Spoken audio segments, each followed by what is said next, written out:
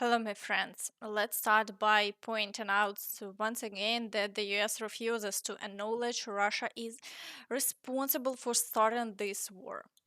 The war, irrespective of who started it, needs to end. Too many people's lives have been expunged as a result of it, and it just doesn't make sense to the president. He wants to be the peacemaking president, peace through strength, and I don't blame him. I actually concur right down the line with his thought process around this. That's one. Two, that the war didn't need to happen. It was provoked.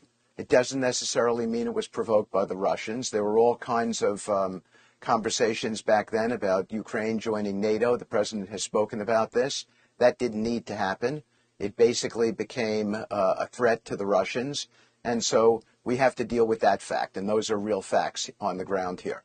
But be that as it may, the Russians have indicated that they are responsive to an end to this.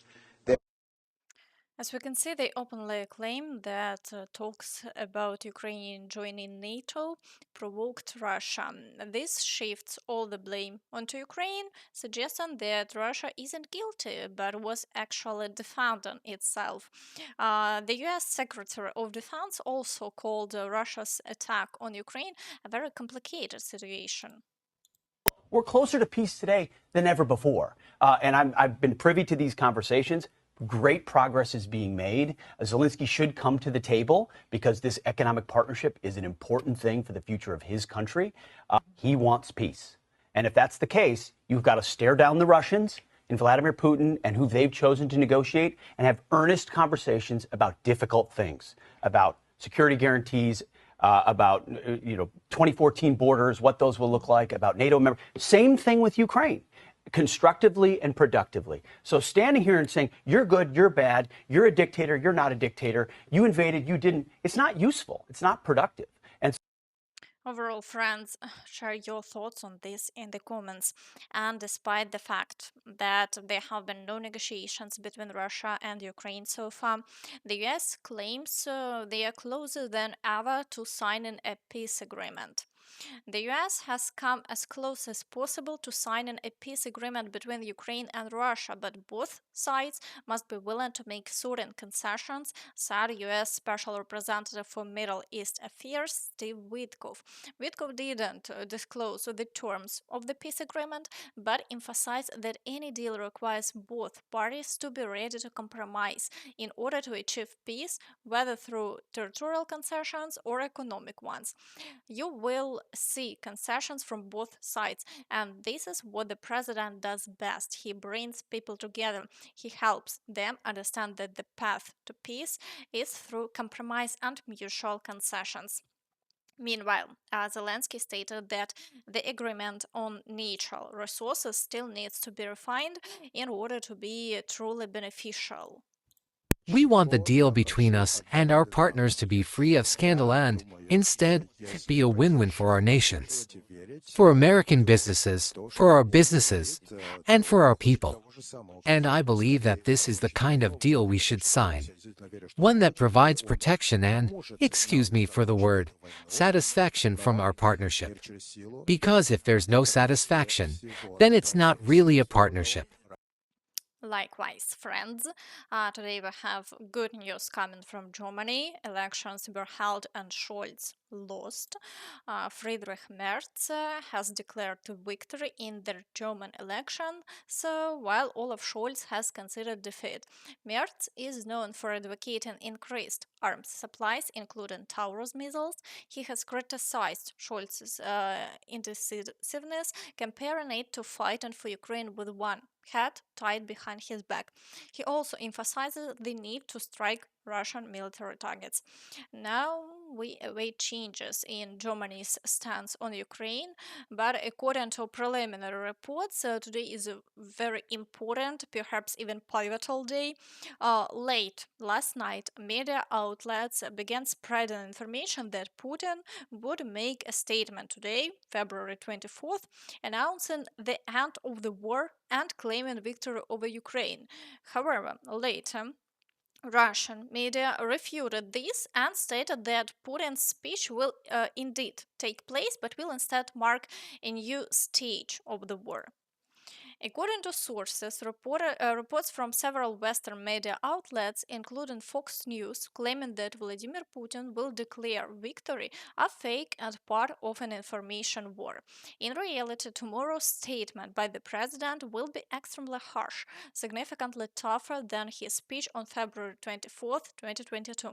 Available information suggests that instead of announcing the end of the conflict, Putin will outline a new stage of confrontation, directly warning the West about the consequences of continued support for Ukraine and revealing plans for the military escalation.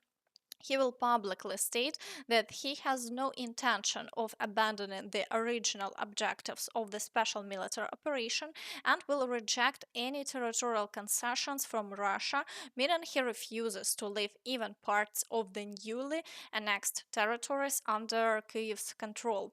Behind the scenes, there are discussions that this speech will signal a hardening of Russia's strategy and the adoption of new measures that could drastically alter the situation on the battlefield and in global politics. It's possible that Putin is taking this step because he now sees the US on his side and understands that Washington has stopped funding Ukraine, but let's hope this is just another fake report. For now, we are waiting to see if Putin actually makes a statement today. Drop your predictions in the comments. Uh, and on the front lines, the battle continues. Let's start with the situation in the Pokrovsk sector. Reports from Ukrainian forces on the ground indicate that as of today, the Russians have been effectively halted here. They haven't made any significant advances for a long time, largely thanks to the arrival of Drapati. However, attacks are ongoing, so there is no room of complacency. Today, heavy fighting is taking place near the village of Kotlane. Russian forces are also attempting to capture Udachne to expand their striking force, which they plan to use to encircle Pokrovsk. To achieve the same goal, they are also storming Novoandriivka, though so far they have made no progress. In addition, shelling of Pokrovsk and the entire frontline area continue to intensify. Assaults on Dachinske, Promень, Миролюбівка, Єлизаветівка, and positions near the highway are ongoing. No territorial changes have been recorded in the past 24 hours, but Russian activity remains high and the fight continues. In the Kurakhova sector, the Russians are still storming Constantinople and have already declared full control over the village of Ulakli. Although Ukrainian officials have yet to confirm this information, it's becoming increasingly clear that the battle here is nearing its conclusion, and Russian forces may soon be able to align the front line up to Oleksiivka. However, their next moves remain uncertain. Troops on the ground report that the defense of Ulakli has come to an end. That's it. Ulakli and the surrounding area have finally endured their suffering. Holding that appendix was incredibly difficult. There were many mistakes, and the incompetence of the operational tactical unit led to some rather unpleasant results. Now the defense of Constantinople has begun. The village is being squeezed from three sides. There is still a long way to full encirclement, but small Russian infiltration groups are already a significant threat to the stability of our defenses. In the direction of Velika Novosilka, the Russians are attempting to break through toward the village of Burlatske. However, there hasn't been significant activity beyond this, and the front line has remained unchanged over the past 24 hours. In the Zaporizhia sector, Russian forces are maintaining a high level of activity, launching continuous assaults on Sherbaki and Pyatakhatki for several consecutive days. The exact reason behind their persistent push forward remains unclear. However, they are conducting heavy shelling in the area and actively deploying FPV drones to destroy Ukrainian equipment.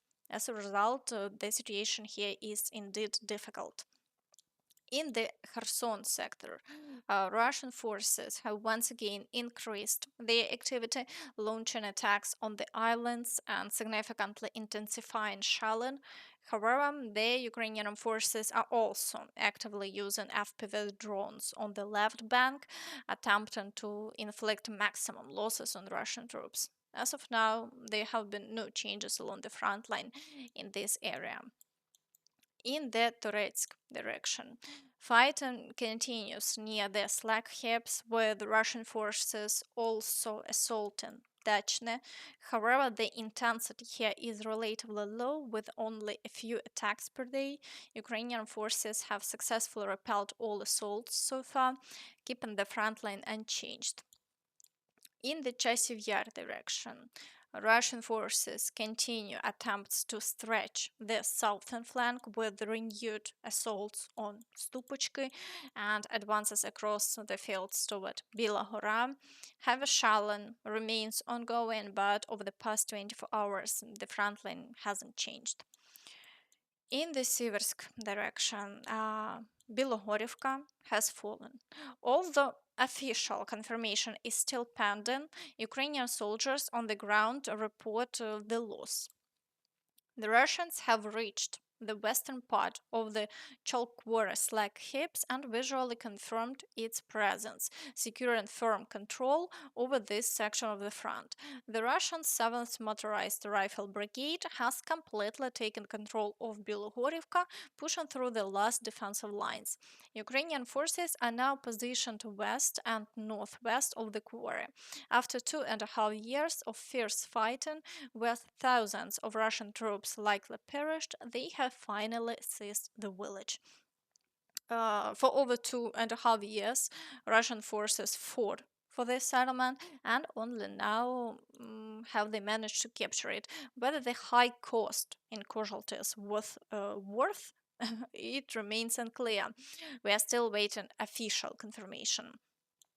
In the Liman direction, Russian forces continue storming Kolodezi and Yampolivka while pushing into the Serebryanka forest. The intensity of attacks remains high, but the Ukrainian forces are successfully repelling all assaults. As of now, Russian troops haven't managed to advance any closer to Liman. In the Borova direction, the Russians are focusing attacks solely on Boguslavka with no success. The situation here remains stable. To the south, near Rekivka, there is a complete lull, and no changes have been recorded along the front line. In the Kupiansk direction, Russian forces are not displaying significant activity, focusing instead on regrouping and bringing in new reserves. No new assaults have been recorded yet. However, a video has surfaced online showing a Russian drone with explosives flying near Kupiansk residents who wave it at it before it moves on.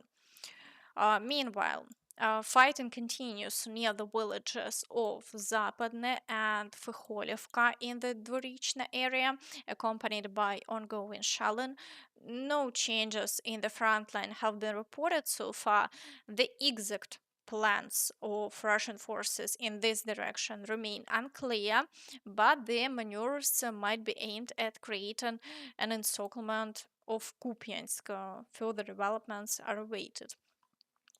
In the Kharkiv direction, Russian troops continue shelling border settlements but haven't launched new assaults. Attacks are being recorded only in Vovchansk, where Russian forces haven't achieved any success. In the Kursk direction, the Russians continue their counteroffensive, but as before have no success.